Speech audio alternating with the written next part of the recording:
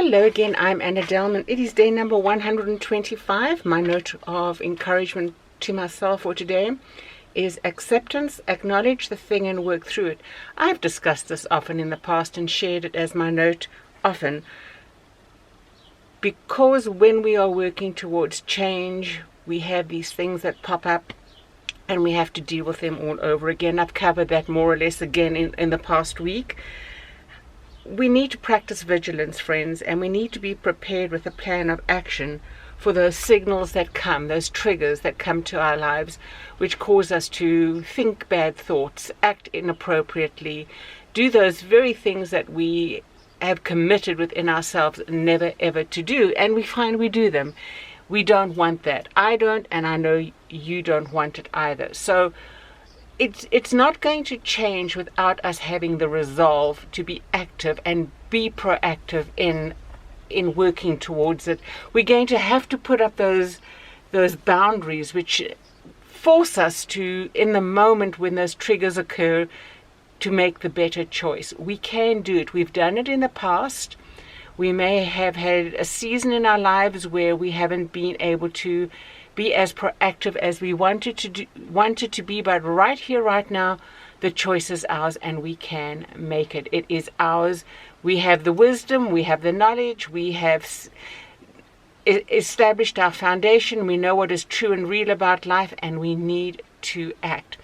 Why do I want to work so hard at accomplishing that for myself? It's because I want the inner strength of what I know is true about life. I want to live it proactively, actively, and encourage others because of the choices I make every day. So in order to get there, friends, once again, I've said it before and I'm going to say it again, and I'll most probably say it again in the future. Acknowledge the thing, the people, the places, and the things, those elements where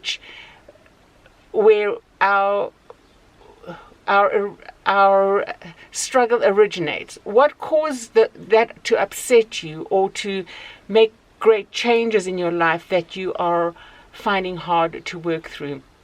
Acknowledge it. Be prepared. Plan for action.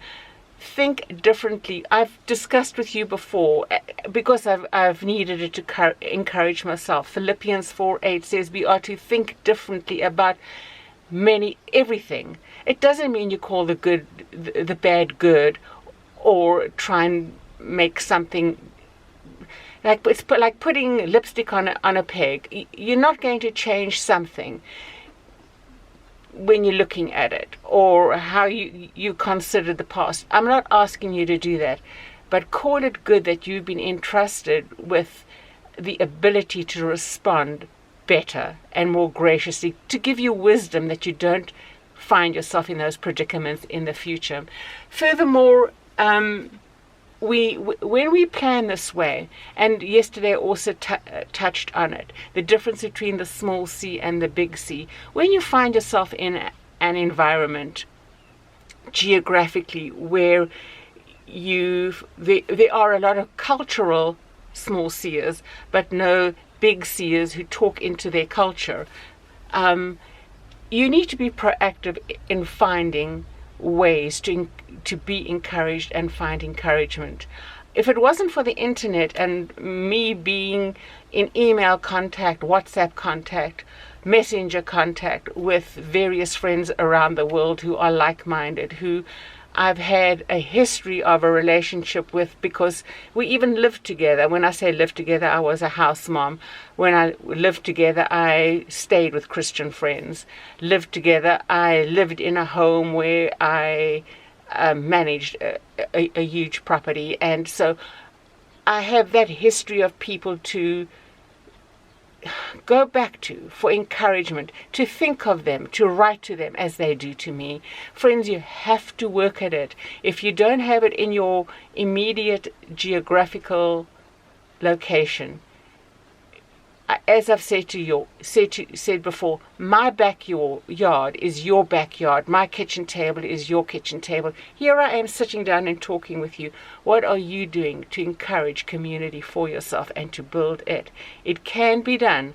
The internet makes us neighbors. The internet makes me still in the lives of those people who I am a landmass and an ocean away.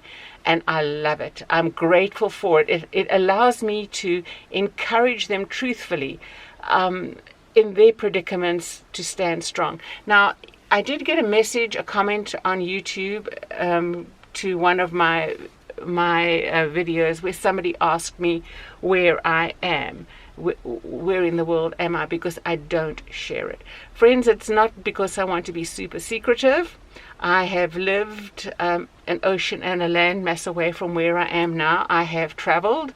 I have been different places in the world. I lived elsewhere from where I am now for 26 years. That's a lifetime for me. I specifically don't mention where I am because no matter where in the world you are, you're going to have difficulties. You're going to have struggle. That's universal. And I would like to encourage you, please read 1 Peter 5, verses 8 through 10. Be sober and self-controlled. That goes back to being watchful, accepting things. In our response to those difficulties is we need to be self-controlled and vigilant. Your adversary walks around like a roaring lion seeking whom he may devour. Withstand him steadfast in your faith, knowing that your brothers who are in the world are experiencing the same sufferings. No matter where you are going through difficult days. You have things you need to adjust to. I'm in circumstances where I continually need to adjust to. It doesn't mean because I'm in a difficult circumstance when I'm going out and about. Even when my health was so bad, friends, after I'd had my surgery and I saw somebody struggling, I knew how hard it had been when I struggled. I still reached out to help other people. Doesn't make me better than anybody else. Wherever you are, friends, it's your obligation to respond with grace, care. Accept where you are, accept those difficulties in your life, and honor God who provided them for you, for Him to be revealed in and through it. So until tomorrow, take care and God bless, and we will talk again. Bye-bye for now.